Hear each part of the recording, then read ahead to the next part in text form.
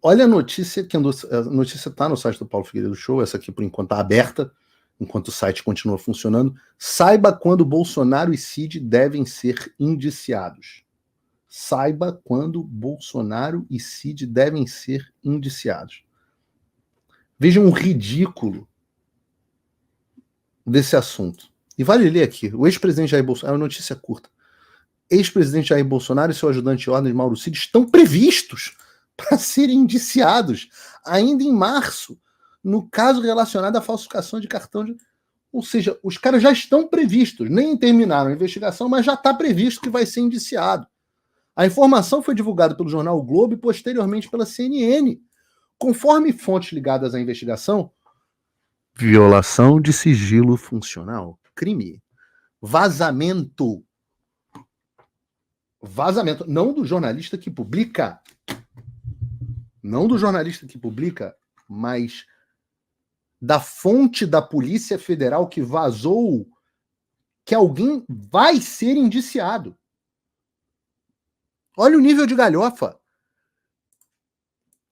Esperam concluir o indiciamento durante a primeira quinzena desse mês, ou seja, nos próximos dias. A PF está conduzindo uma investigação. Você está conduzindo uma investigação? Como é que já decidiu que vai indiciar? Talvez seja porque já saibam o final do filme. Agora só tem que escrever o meio do roteiro. Associação criminosa para inserir falsos registros de vacina contra a Covid-19 no Ministério da Saúde. De acordo com as apurações, o tenente-coronel teria iniciado um esquema para criar um certificado contra a vacina de Covid-19. Não vou nem falar sobre se é uma boa ou uma má não ter tomado essa vacina, porque tem canais do YouTube que caem com esse tipo de coisa. Mauro Cid ficou detido, disse apenas que cumpriu ordens, isso aqui aqui não tem nenhuma relevância. A questão é, vai haver um indiciamento do Bolsonaro por um tema absolutamente ridículo e que jamais deveria estar tomando o tempo da Polícia Federal Brasileira. Tá faltando pedófilo para investigar a PF? Tá faltando traficante de drogas? Tá faltando tráfico humano? Não tem nada para investigar, não? Ora, o Departamento de Justiça americano concluiu que um narcoterrorista visita o Brasil habitualmente e vai ao palácio e é recebido pelo presidente Lula.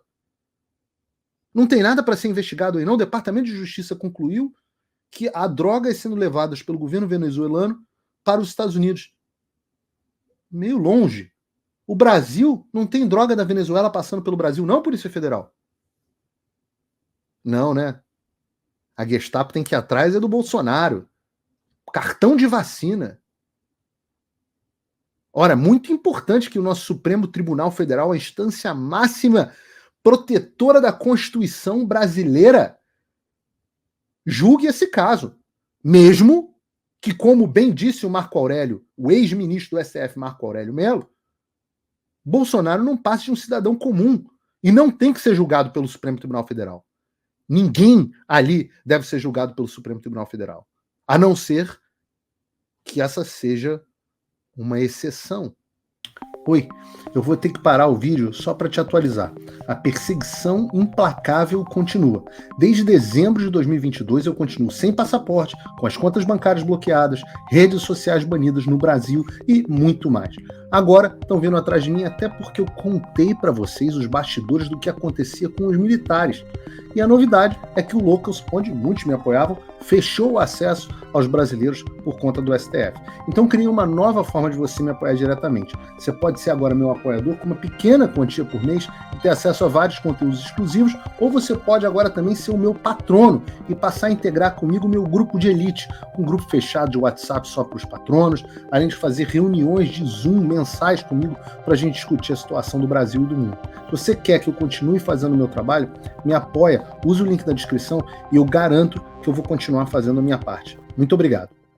E aí eu espero que não haja reclamações quando eu diga que o Supremo Tribunal Federal Brasileiro seja um tribunal de exceção. E isso não é novidade para ninguém. Todo mundo sabe que isso é ridículo. Todo mundo sabe que o que fizeram com o Felipe Martins é completamente absurdo. Inegavelmente absurdo, conforme eu apresentei no último programa. Todo mundo sabe que impediu o candidato mais popular do país de disputar as eleições por causa de reunião com embaixadores, prerrogativa dele, chefe do executivo, é completamente absurdo. No mínimo, desproporcional. Princípio da proporcionalidade, como dizem no direito. Todo mundo sabe que o caso da vacina é absurdo. Todo mundo sabe que o caso das joias é absurdo. Todo mundo sabe que o caso do suposto golpe é absurdo. Todo mundo sabe que tudo aquilo que o Silas Malafaia falou na manifestação é verdade. Ninguém mais acredita na viabilidade jurídica do que está acontecendo. Ora, tem meme no WhatsApp entre advogados, onde é a carinha do Xandão falando assim, juridicamente é inviável, mas dane-se, né? Não é dane-se que ele fala, é outra coisa. Até mesmo a esquerda sabe. Mas eles não se importam. As elites sabem. Mas eles não se importam. Nós vamos ouvir isso, vamos ler isso de alguém da própria esquerda. Eu puxei aqui uma thread do jornalista americano de esquerda, o mesmo que criou a Vaza Jato, divulgando as mensagens da Lava Jato, importantes mensagens da Lava Jato, e que, em última instância, acabaram contribuindo com a anulação dos julgamentos e as condenações do Lula, pelo menos num clima político nessa direção. O próprio Glenn Greenwald, de esquerda, diz o seguinte, palavras dele, não minhas. Ouve-se repetidamente, Glenn vive no Brasil, para quem não sabe, era casado com o deputado falecido do PSOL, o David Miranda, tem filhos brasileiros, fala português, conhece a cultura brasileira, e ele diz, ouve-se repetidamente a mesma coisa em todos os círculos da elite da esquerda ou centro, no Rio e em São Paulo. Ora, ele sabe porque são os círculos que ele frequenta. Ora, eu mesmo digo, esses são os círculos que eu frequento. E o que se ouve? As acusações de Moraes são extremas e perigosas, talvez até ilegais. Ora, esse consenso está se formando. Extremas e perigosas e talvez até ilegais. Mas a ameaça do bolsonarismo é tão grave que o autoritarismo não é só justificado, mas necessário também. E o Glenn explica as consequências desse raciocínio. Mas é importante entender que toda aquela construção sobre um suposto golpe que o Bolsonaro iria cometer, sobre as posturas autoritárias do Bolsonaro, carta pela democracia, tudo isso, toda essa campanha da imprensa, da velha mídia, que ainda é lida por boa parte das nossas elites, tudo isso foi construído apenas com esse objetivo. Todos esses temores, todas essas pechas, todas essas difamações, elas foram construídas com um propósito. E o propósito era justificar a ditadura e a truculência. Ora, vamos ouvir o que... E aí ele coloca aqui uma decisão da Folha, dizendo, a decisão de Alexandre de Moraes é afronta aos advogados, que nem na ditadura ocorreu, diz Mariz. Criminalista Antônio Mariz de Oliveira, considerado decano da advocacia, se insurge contra a proibição de que defensores investigados por golpe de Estado se comuniquem entre si. A OAB aciona a STF para reverter a decisão, e o Xandão acionou, e o Xandão virou e falou assim, não, é isso mesmo, eu já tinha falado isso em outras decisões, aceita que dói menos.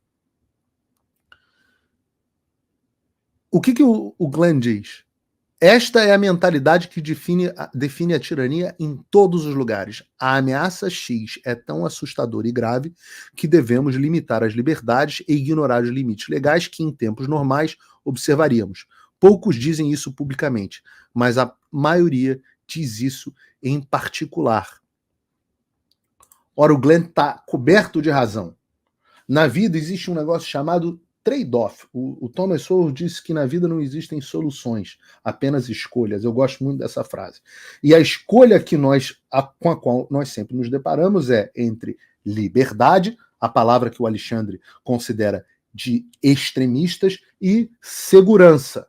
E algumas sociedades, como a sociedade americana, favorecem a liberdade. Outras sociedades, como a sociedade, vou levar aqui a um extremo, da Coreia do Norte, favorecem a segurança.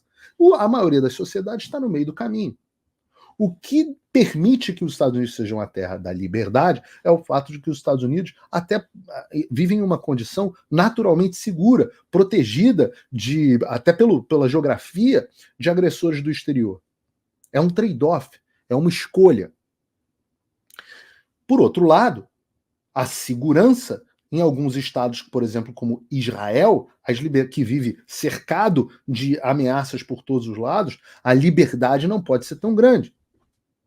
Diante dessa ideia, vou dar o exemplo aqui da pandemia, criaram a ideia de que havia um perigo enorme, então, para aumentar a segurança, eles poderiam restringir a liberdade. E a fórmula é sempre essa.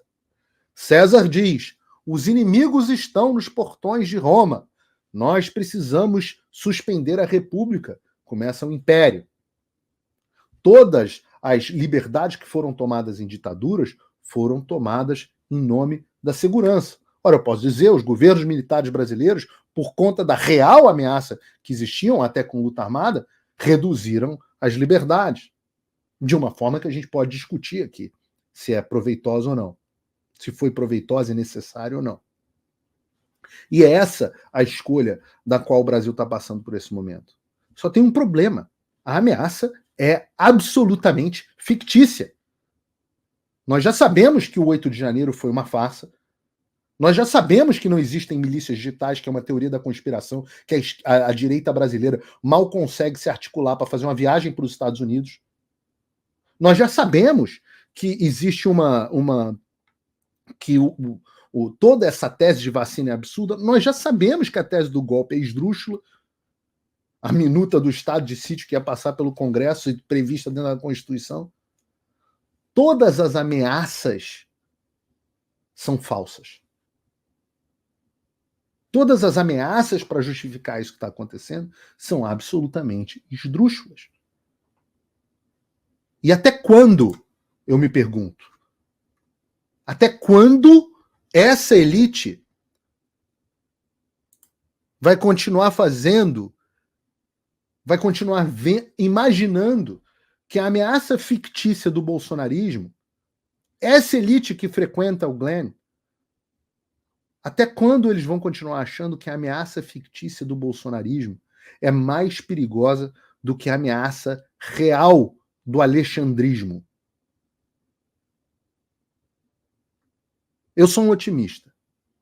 Eu acho que vai chegar uma hora que pode ser que eles percebam que a ameaça da ditadura do judiciário é maior do que qualquer ameaça de ditadura do executivo. Ainda mais uma fictícia.